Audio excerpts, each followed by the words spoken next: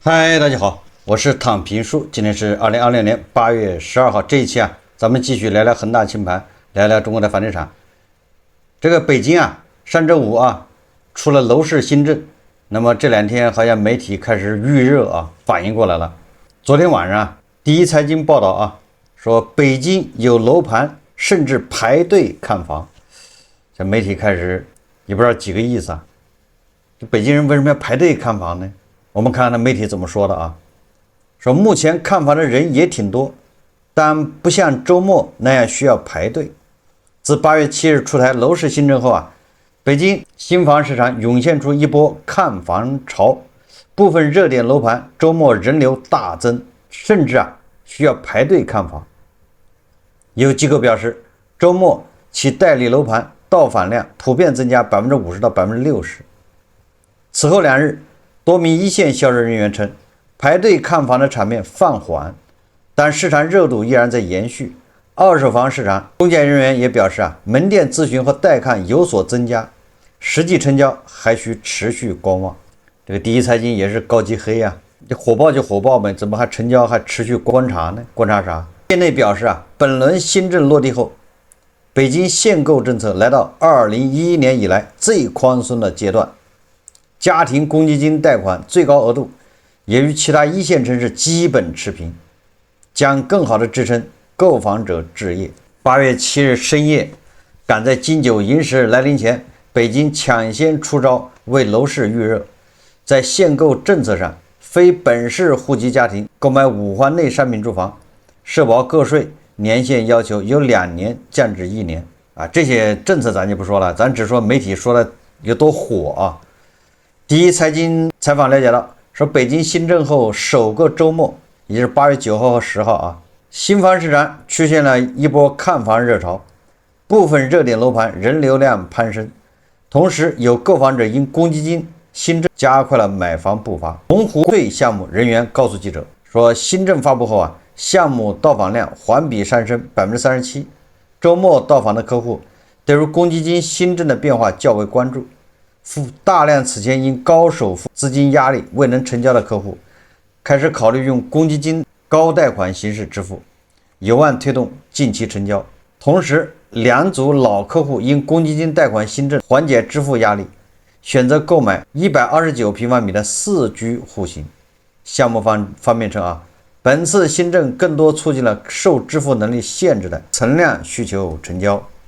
这个跟上海和杭州就不一样了杭州的豪宅日光，你这玩意出个政策，人家还考虑半天，还不是当时就买，还回去考虑和硕机构首席分析师郭毅对第一财经表示从和硕代理的项目看，上周末售楼处的到访量整体增加50%到60%，成交量提升幅度在10%到20%左右。你说这成交量周末加上这个新政才成交多10%，这啥意思到底有没有效果受新政影响的楼盘主要以钢改类项目为主，位置在5环到6环之间，周边配套相对成熟，受新政提振较为显著。一线销售人员也印证了上述趋势。中介张春自上周末以来一直在带人看房，没停脚。他称在北京通州区及昌平区，部分楼盘出现人流量高，甚至排队看房的场景。据他观察，新政后公积金贷款额度上调，一些刚需刚改客户甚至不用商贷，公积金贷款额度就能覆盖需求。加上新房市场热卖的多为4代宅，共同推动了部分楼盘看房热度升温。开发商同样在紧抓这波窗口期。昌平区某均价53000元每平米的楼盘，上周末推出10套特价房，仅限周末2天直签，有3居洋房从总价414万优惠至363万，这力度还不小是吧？降了10%有4居房源从总价614万优惠至538万，这20%嘛，15%。4居洋房799万优惠至679万。值得注意的是，新房市场热度并非雨露均沾，有头部房企人员告诉记者，公司在北京5环外的项目暂时还未因新政出现明显反应。有反应的也不大嘛，这10%，对不对？你这确实啊，五环内高总价项目受政策影响也较小。另一中介称啊，上周末大部分热点楼盘看房量大增，当然也有平时不好卖的楼盘，新政后依然没有什么变化。这是第一财经报道的啊，说二手房业主心态不一，相较于新房市场点状高温，这个名词用的好啊，叫点状高温。点状高温什么意思？就是那一大片有一个房子啊，有一个项目有点火，点状。新政后二手房市场有何变化呢？新政出台后首个周末，门店咨询和带看确实有所增加，对买房位置需求刚需，还是更关注二手房市场。新政后，公积金政策利好较为显著。北京有二手房中介告诉记者啊，说从购房者角度看，精准受益的群体首先是刚需，在二手房市场置业预算在300万左右。二手房的业主呢，心态较为不一，有人看好后市，打算提高挂牌价，也有人欲降价急售，趁这个对吧，赶紧降价卖掉吧。比如朝阳区某单价4.7万元每平米的小区，有业主啊，年初挂牌时房源售价456万，7月底调整为459万，多了3万啊。中介表示，业主后续可能会调整价格，溢价空间不是很大。另有西城区以热门学区房小区，有房源今年6月时挂牌405万元，8月8日业主将价格下降至359万，业主着急卖，刚刚下调价格，实际底价350万元左右就能卖，就有涨价有降价，涨价也涨得不多，对吧？涨3万。当前二手房占北京楼市的85%的成交量，且二手房总价相对较低，公积金贷款上限翻倍增长后啊，基本可以覆盖购房者贷款需求。因此，不管从市占率看，还是从在售房源，新政覆盖人群适配度讲，二手房成交受新政拉动会更大。这是第一财经报道的啊，这大也没说大到哪儿，对吧？就多了10%，好的楼盘没反应。这个对吧？第一财经这个标题虽然叫北京有楼盘甚至排队看房，不是普遍现象啊，那是个案，点状高温都没反应了。为什么没反应呢？我们接着看啊，今年上半年结婚327.5万对，同比减少26.4万对。尽管手续放开，领证的人依然在变少。8月12日，民政部刚刚发布的2020年2季度民政统计季报披露，今年上半年婚姻登记完整数据。上半年全国登记结婚327.5万对，对比去年同期少了26.4万对，离婚登记138.3万对，比去年小幅上涨。婚姻登记跨省通办已经落地满1年，异地打证明，回老家排队领证的麻烦已经省去大半。不少在外打拼的年轻人呢，可以直接在工作城市办理结婚手续。可就算办事门槛降低，整体领证的数量还是往下走。我记得好像有一阵子网上报道是吧？哪个民政局把这个结婚登记搬到了什么一个酒吧是吧？旁边，这就泡完吧认识之后就立马到隔壁就领结婚证，就这么方便啊！但是依然没人结婚呢。每逢520这类日子，各地民政局门口排起长队，朋友圈到处都是晒结婚证的动态，看着好像大家都在向往婚姻，但放到半年统计大盘，数字是在回落的。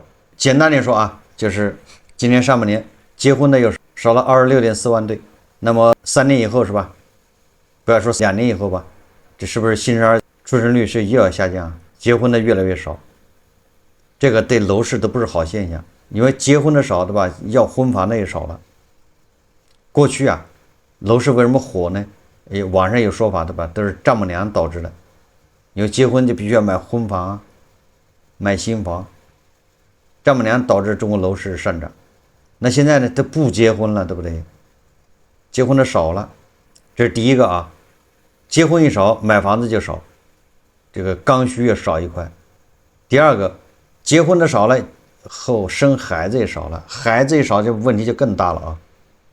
学区房的神话就要破灭。年轻人不结婚不生娃，直接带崩楼市，不仅把房价打下来，以往最坚挺的学区房价格也下来了。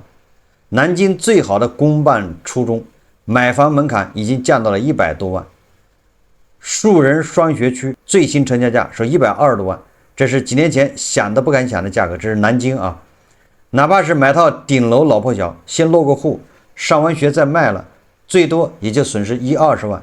以前托人找关系也得30-40万，怎么算都是划算的。29中学区房，29中啊学区房也是一样，说不想着买来住的话，150万以内就能买到。上个月汉口西路一套房，总价149.8万成交，户型是57平，单价2.61万每平。玉泉路有一套50平的房子，150万成交。放在前2年，这样的面积，这样的地段，怎么也要400-500万才能拿下，现在都已经变成这样了啊！也就是说啊，最近这1-2个月，南京头部学区房经历了有史以来最猛烈的一轮降价，如今已经回到了10年前的水平，让不少前2年高位接盘的业主十分崩溃。现在卖也不是，苦守也不是，如果卖意味着浮亏变实亏，一套房不亏个100-200万根本打不住。如果不卖，随着人口的不断下滑，学区属性显然已经不在。那些以前凭着学区卖上高价的房子，只会不断走下神坛。学区房神话已经破灭，这是南京啊！你看这个学区房价格降的多厉害吧？所以我在几个月前我就说了，你今年小阳春啊，打着给孩子上学旗号买的房，尤其那些加杠杆买的，明年后年就要哭了。学区房泡沫就要破了，这个不以人的意志为转移，对吧？你能看到新生儿入园人数，对吧？小学人数都在下降啊，一年比一年少。网上还有一篇文章啊，说学区房也租不出去了，老破小控制半年，1600降到1100还是空着。作者说啊，他说我们对门邻居的房子控制半年了，上一户租客在这里住了5年半，大年26匆匆搬去了隔壁小区。原本是6年租期，不知道为什么要赶在年关之前搬走了。我们这一片都是老破小，除了原住民自建房外，还有很多是90年代各大机关事业单位给职工修建的福利房。单单我所在的这条街上，就有3家事业单位福利房建在这里，在我们这座城市算是起步最早的单位福利房。我住的这套房子忘记了具体是哪一年建的，只记得建完2-3年后啊，97年的夏天，房子才开始装修，原因是当时没钱。那时商品房还没有普及，单位的福利房每平米才几百元，放到现在这个价格就是极其便宜的，可在普遍收入不高的90年代也是一笔巨款，这个我可以作证啊，因为98年我工资还在300一个月啊，就当时啊几百块1平米，那相当于1个月工资啊1平米啊。我爸妈还是常年省吃俭用，又外借了一些钱，才凑齐购房款。集资名额不是每个职工都有资格的，按照职级、工龄、是否有房等条件累计积分，按分值高低排名。我家本可以申请户型最佳的那栋楼，但那栋楼每套面积140多平，以我家当时的经济条件压力比较大，我爸自愿让出名额，选择了这套120平东西朝向的房子。但是朝向不太对啊，人家一般南北朝向，他整个东西朝向。单位里不少职工也自愿放弃了购房资格，但是没钱啊。但是你想，几百块钱一平，100平就是也得几万块啊，不是一笔小数啊。说谁也没想到，20几年后啊，房价涨了不止10倍。早期盖的房子是楼梯房，大家都希望抽到低楼层3面光的房子。但是现在啊，我真的有点嫌弃低楼层吵闹，光线不好，唯一的好处就是上下楼方便。这套房子是我爸妈给我的，准确的说啊，是我从爸妈那边买的。搬进来的时候啊，我就不喜欢东西向的房子，冬冷夏热。本来还有一面南向的窗户，正对着远处的公园，景色好，视野开阔。但2007年搬进来以后啊，原来空地早已建起了新房，南向的窗户正好对着对面隔壁自建房窗户和阳台。说好在我们小区啊，福利房过了好多年以后可以交易，有些老职工买了更好的电梯房后啊，就把房子卖出去，只是要交纳一笔不小的费用。更多人是留给子女住，或者是租出去，就像我们对门邻居那样，从我搬来之前就已经搬走了，房价涨了又跌，却从没有想过要卖掉。哎，这就是学区房啊。作者他们家自己也是这样。他说最大的原因啊，我们的房子划片全区最好的学校，从幼儿园到初中12年。虽然房子是装混的，但房价在最高峰时依然不逊于一些框架结构的电梯房。你看看吧，这就是老破小啊，福利房。也是因为这个原因，我尽管百般嫌弃，也没舍得转让。22年的时候啊，直接过户到刚成年的女儿名下。这个从老爷手上转移到这个，对吧？外甥女儿手下了啊。昨天我外出回来，正好遇见房大爷在打扫邻居家的房子。我问他房子租出去了吗？门房大爷啊，他说还没呢，租金从原来的1600一降再降，到现在1200都没人要。前几天有一个人出价1100，房东不同意，现在连1100的客户还要讨价还价。这个门房大爷在我们这里干了很多年，自己也在小区里买了老职工的房子，老两口都住里头，利用看门的优势，一个做红娘，一个做房屋中介。他说啊，介绍一套房子，出租成功收中介费100块，现在赚这100块可不轻松，带看了不下30人，大半年了房子也没有租出去。我深以为然。自从上一家租客搬走后啊，从春节到现在整整半年了，我是眼看着来了一波又一波的人看房。前几年这边的房子炙手可热，为了让孩子读书不用来回奔波，很多家长选择在学校附近租房陪读，往往是上一家还没有退房，就有人提前给门房预定了，一定就是3到6年。你说这学区房就这样啊，一租就是6年，很稳定啊，覆盖了小学或初中。更别说现在8月份马上就要开学了，如果租房高峰期还租不出，那估计下半年更别想出手了。楼道里又一批看房人也走远了。我推开家门，台风天东西朝向的客厅比阴沉沉的屋外更暗了几分。打开灯光，切换成柔和的暖光，它不完美，我甚至常常嫌弃它，却是我西居19载的房子，也是我在这座小城真正的家。这个作者啊，他这个就是学区房，你看多惨吧，对吧？以前是抢着要啊，现在租都租不掉，1600降到1100都没人问。学区房的这个泡沫马上就要破啊，神话破灭。你再想一想，对吧？这个上半年结婚的登记的对数又创新低啊，327.5万对。如果大家没有概念的话啊，可以跟2013年比一下，2013年是600多万对，也就是跌了一半，腰斩。这什么概念？所以买了学区房的是不是要瑟瑟发抖啊？网上有个宁波的网友发了个帖子，宁波的网友啊，他说19年年底那会儿脑子一热，在宋昭桥买了套老破小，连本带息算下来砸进去快250万。现在倒好，市场价也就100万出头。你看看啊，19年就是现在7年不到，250万跌到100万，150万没了，这就是膝盖涨啊。这个也是学区房啊，但是买的是学区，心都在滴血，但为了家里孩子能上个好学校，咬着牙认了。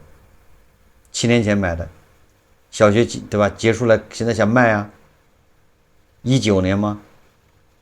现在孩子上初中了，对不对？想把它卖掉，结果250万买的，现在只能卖100万。为了孩子上学买的，这净亏150万，值不值呢？作者说更扎心的还是后面。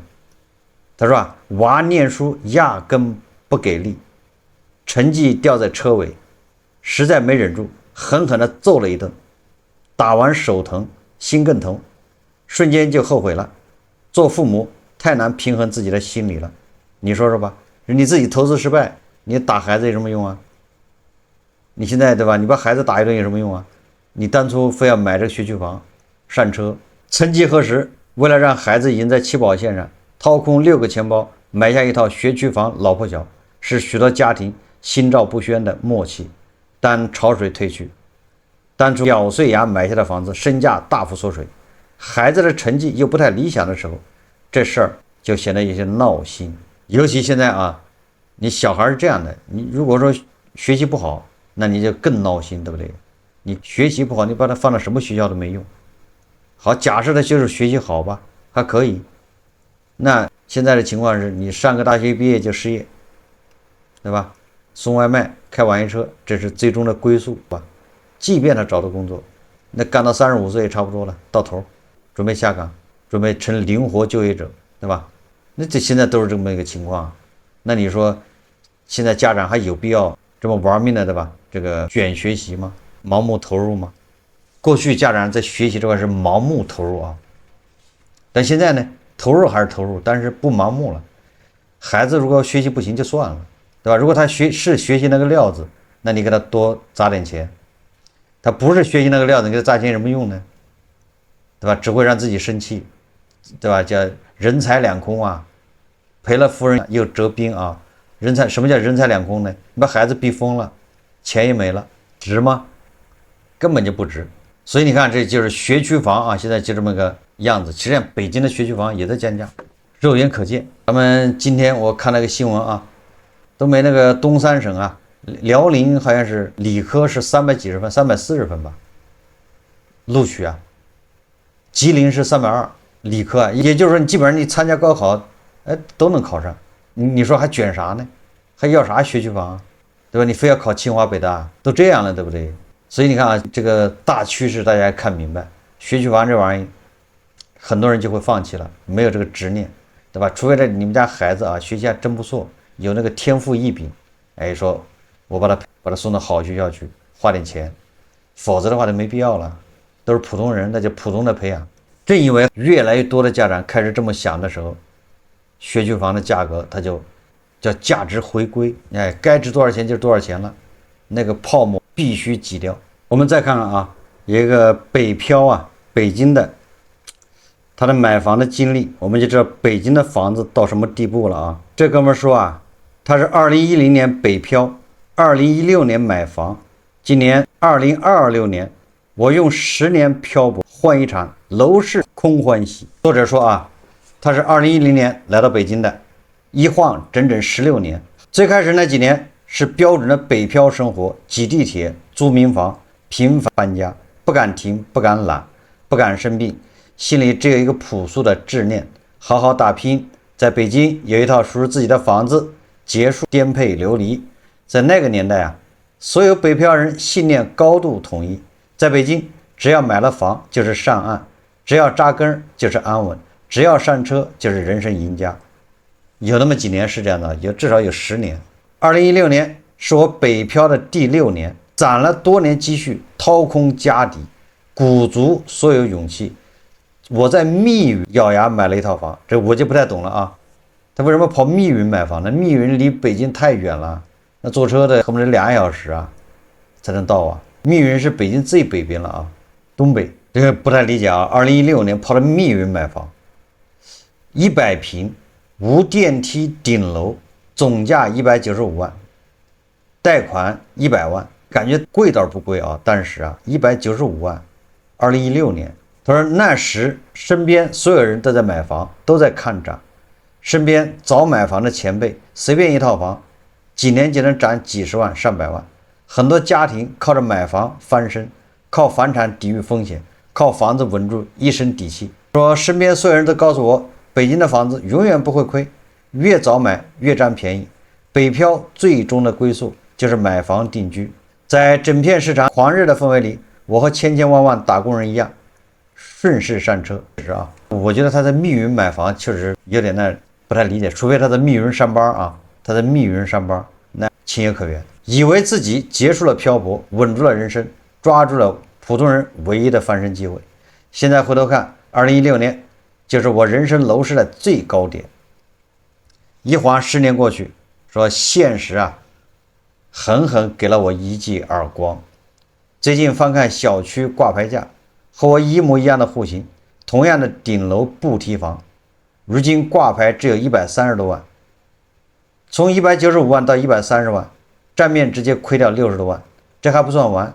他说我背负100万房贷10几年，月月付息，年年还贷，这些年付出的利息、物业费、维修成本、顶楼房屋损耗，全部叠加进去，真实亏损远比60万更多。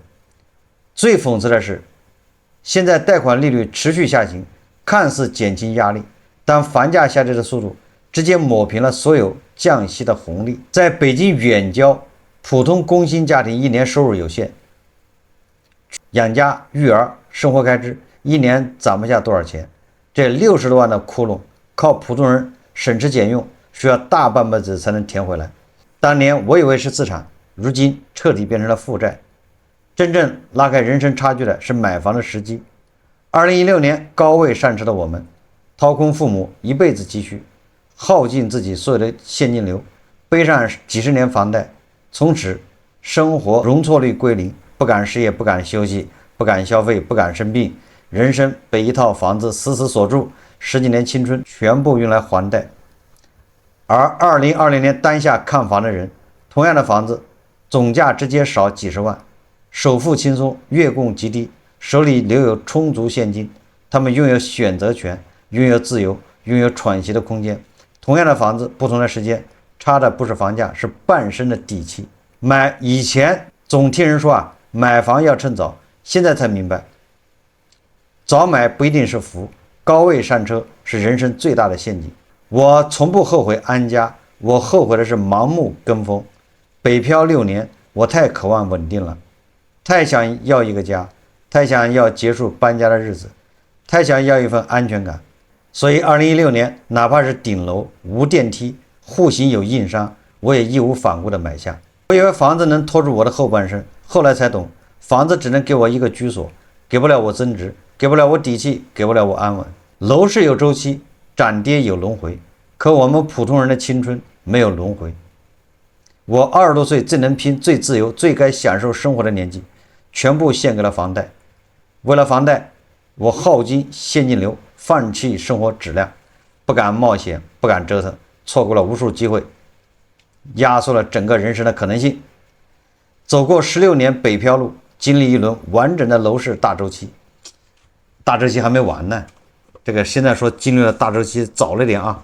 这个作者说的也让我们想起北京很多地方，我也不能说北京所有地方只能说北京很多地方房价已经回到2012年啦。你看16年买的他都赔了60万了，所以你恐怕2012年买的差不多不赔。当然我没有这个数字我只是推测。所以这些故事这都是血淋淋的教训呢。在这些血淋淋的教训面前，我们只有一个总结就是你现在买房要小心，对吧？你只能当消费，有钱，对吧？你钱够你就买，钱不够老老实实租房，不要后悔，对吧？你即便10年前买房子，现在都赔成这样了。刚才咱们讲了那么多，对吧？结婚的对数，对吧？下降，急剧下降，新生儿下降，学区房搞不定了，对吧？生化破灭，学区房一降价，周边的房子还得往下降，对吧？还有空间。如果仅仅从安家这个角度来说那现在年轻人安家的这个自由空间就多了那除非你有孩子除非你结婚有孩子，那你就尽量在什么教育好的地方，对吧？比如说大城市或者是省会，在那儿肯定要好一点如果你没有孩子，对吧？那你安家哪儿便宜去哪儿呗，对吧？以后有了钱，是不是有了底气，你手上有个几十万，你在哪儿不能活呢，对吧？然后你再买套房子几万块，你那个保级3万块也能买套房。很多地级市越来越鹤岗化，对吧？10万8万买套房还不差。所以说如果你仅仅是从这个有一个自己的房子自己的家这个角度出发，那很容易满足那所以说你就在你所在的城市先租房，先工作，对吧？等到工作没了，再找也找不到了，你手上有点钱，对吧？你反正你没买房，拍拍屁股是吧？把东西一打包，去类似于全国大量鹤岗这样的城市，去一个城市，对吧？你喜欢的地方，在那买套房，要不了多少钱。安家梦很快就实现，每个人都能实现自己有套房这个梦想，对吧？毕竟2、3万一套的房子都有嘛。所以前提是你有谋生的手段，对吧？无论你到哪个城市，你能养活自己，那你实现安家这个理想、这个梦想这种容易，那你不一定非要在上海安家，对吧？所以说，但是有孩子不一样了，那希望下一代总要好一点。大城市的教育啊、眼界呀、对吧？各种还是要比小城市高一些。好，这期节目啊，我们就聊到这里，感谢大家收看。如果喜欢我的节目，欢迎订阅、点赞、评论，谢谢大家。